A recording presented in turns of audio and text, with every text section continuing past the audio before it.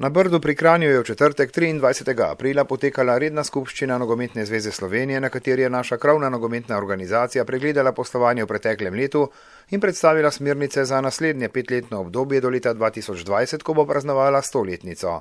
Predsednik Aleksander Čeferin je v nagovoru izzval predsednika Olimpijskega komiteja Slovenije Združenja športnih zvez Bogdana Gabrovca, saj nogomet v Sloveniji še vedno nima mesta, ki mu glede na organiziranost, množičnost in uspehe pripada.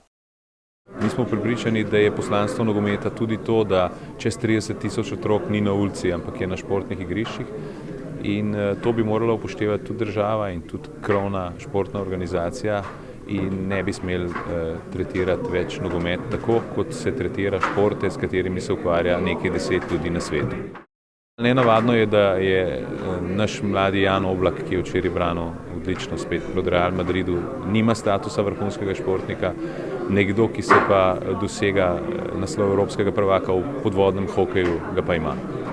Žal je to neprimerljivo. Pomembnejša vloga in večja prisotnost nogometa v športni in družbeni sferi sta v osrednji strategiji novega 5-letnega programa, s katerim se bo v vseh pogledih najmnožičnejša športna panoga v Sloveniji preko jubilejne 25. prvoligaške sezone zapeljala novemu stoletju naproti. Lotili smo se priprave strategije, ne samo za razvoj, ampak tudi za izvajanje naših rednih aktivnosti. In to skupaj s predstavniki različnih deležnikov, predstavniki so bili vključeni medobčinskih zvez, trenerske, sodniške organizacije, nogometnih klubov z različnih področji in drugi strokovnjaki, tudi nekateri zunanji deležniki, so nam pomagali pripraviti v bistvu naše usmeritve za nadaljnji razvoj slovenskega nogometa. Ogledalo vsake zveze je A-reprezentanca, seveda pa smo mi A-reprezentanci nekako te cilje za naprej predstavili tudi pri mlajših selekcijah in pa seveda na področju športne infrastrukture, kajti tu so osnovni pogoji za uspeh A-reprezentance. Ob 11 plaketah so na skupščini podelili tudi 4 medalje Nogometne zveze Slovenije, ki so jih prejeli nekdanja sodnika Milan Mitrović in Darko Čeferin ter klubska delavca Željko Stanic iz Škofije in Stanislav Furlan iz Sežane. Z nazivom častni član pa je skupščina počastila Antona Frantarja in Marka Ilešiča, ki sta pred četrt stoletja sodelovala pri formiranju in uveljavitvi Nogometne zveze Slovenije, kot jo poznamo danes. Nogomet Slovenije je bil zdrav, je bil pošten, s kakšno izjemo sem pa tja, tako da je potem bilo treba samo to povzdigniti na višji nivo. Ampak temelji so postavljeni že pred 90 ali 91 letom.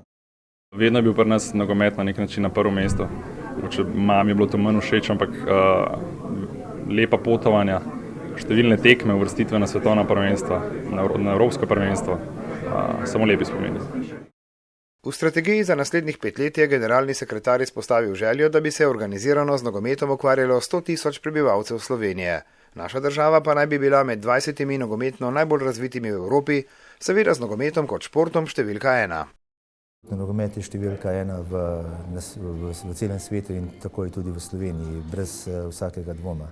Ne glede na to, da smo Gorenjci po bi rekel, naravi smučarji, je realnost povsem drugačna. Gorenjska je pravzaprav baza nogometna za mnogo uspešnih nogometašev. Še nekaj poudarkov iz letošnjega programa. Prvi cilj je seveda uvrstitev reprezentance na prihodnje evropsko prvenstvo. Velika pridobitev se obeta jeseni, ko bo zaživel Nacionalni nogometni center Brdo. Proračun bo podoben lanskemu in znaša 9,7 milijona evrov.